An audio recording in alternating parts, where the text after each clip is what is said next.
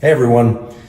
The key to getting your morning energy, daytime energy, and nighttime sleep dialed in is really to control your cortisol levels. People hear that, they think, oh goodness, now I just have to get into stress control, have to start meditating a lot, etc. Listen, if you can meditate, great.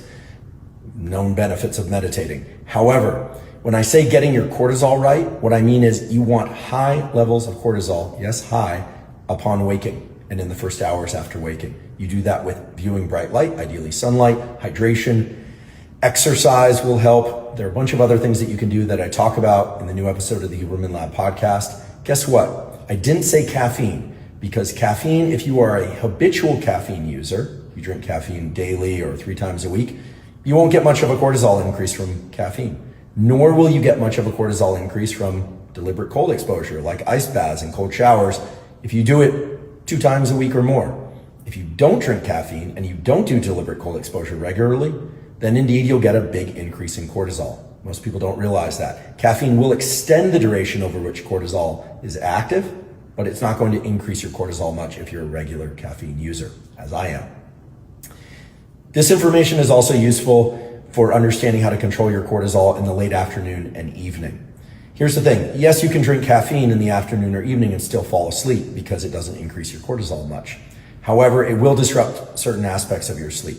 Should you exercise in the evening? Well, if you can't exercise in the morning, yes, definitely exercise in the evening.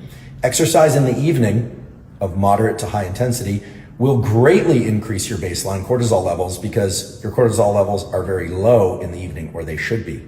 So if you exercise in the evening, you're going to need to do a few things to bring your cortisol levels down very low so that you can get deep sleep at the start of your night. And I explain how to do that in the Huberman Lab podcast. Yes, it involves keeping lights dim, etc., but there's some other tools as well. And I also talk about the use of things like licorice root, believe it or not. The glycyrrhizin in licorice root, not the candy, but in licorice root, is a very potent way to increase cortisol. I've been experimenting with this a little bit in the early part of the day, and it's a remarkable effect, so much so that licorice root is contraindicated with certain medications. So take that into account if you have Cushing's or something like that. If you don't, licorice root is a potent tool to elevate your morning cortisol, but you want to approach it with caution. And then there are things like grapefruit that, believe it or not, are very potent at inhibiting the enzymes that break down cortisol. So there are a lot of tools in the episode that I discuss. I mentioned a few here. If you have questions about cortisol, put them in the comment section below this post. You can find the episode by going to hubermanlab.com. It's timestamped, so you can navigate quickly to all the things that are most of interest to you. And as always, thank you for your interest in science.